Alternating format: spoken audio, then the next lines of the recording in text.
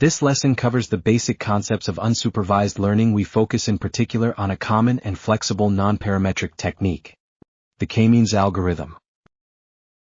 Differently from the supervised learning, in the unsupervised learning there are no labels, and the goal is different. The aim is to detect the underlying and unobservable relationships or patterns between the data.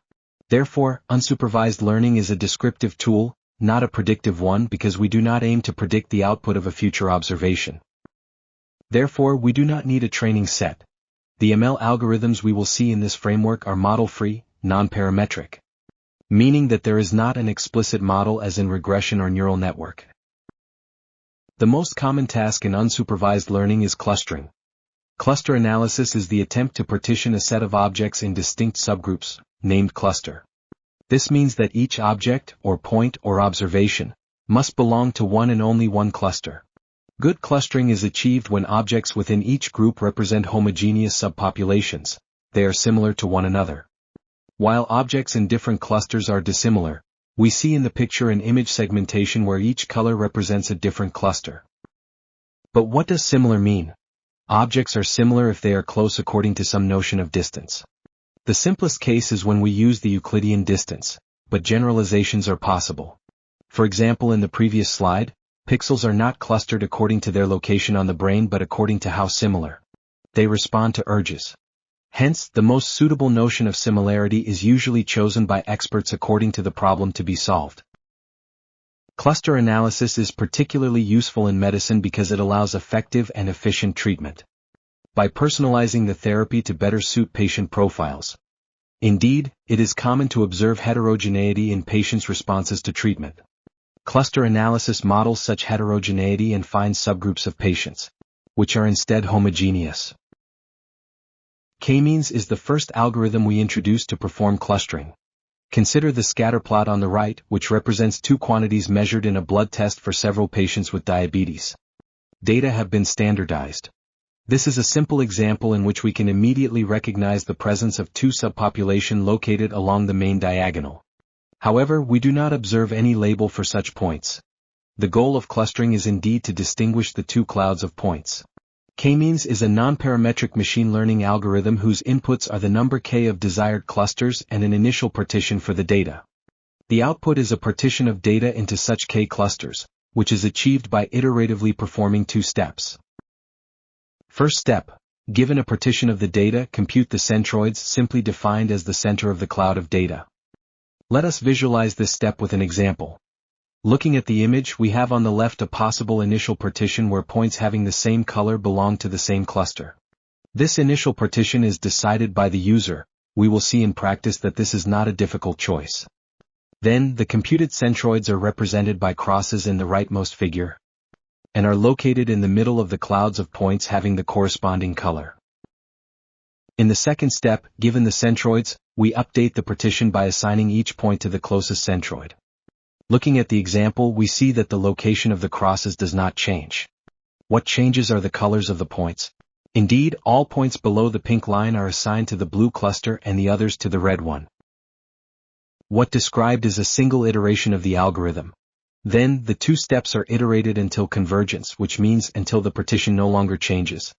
In general, we do not know how many iterations are needed to reach the final partition. However, we know from the theory that converge is guaranteed. Usually, it is very fast and only few iterations are needed. Nevertheless, the resulting partition may be different according to the initial partition provided. This problem is prevented by a multi-start strategy. We run the k-means for different initial partitions and select the best run.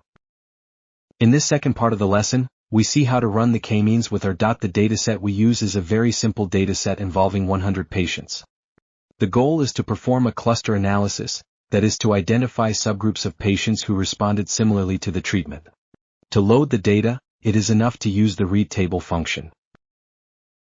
The R packages to fit a k-means are native in R, which means that we do not need to install any specific package. Nevertheless, to better visualize clustered data, a special library called ggplot2 is needed, which is standard to produce nice-looking plots.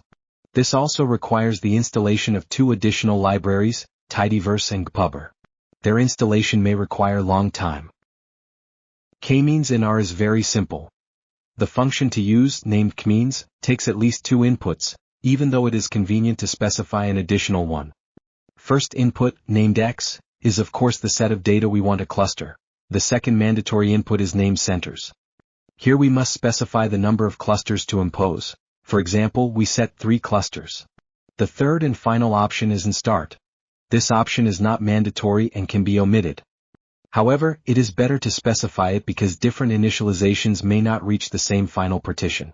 To obtain more robust result, we can specify how many times we want our algorithm to be run. In this case, we are selecting 10 different starts. Note that the initial partition is automatically computed inside the R function and we cannot specify it.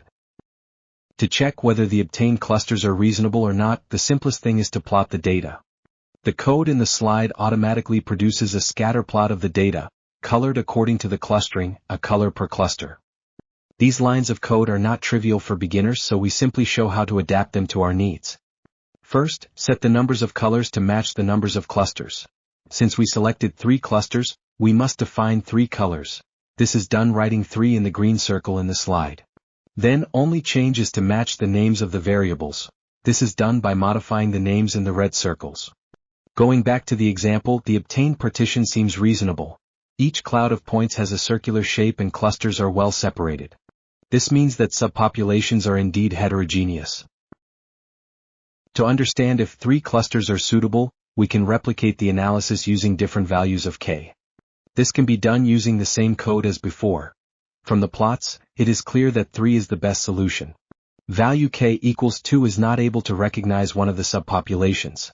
On the other hand, k equals 4 and k equals 5 do not provide a good clustering because they split homogeneous populations, providing a final partition with clouds of points that are too similar one another.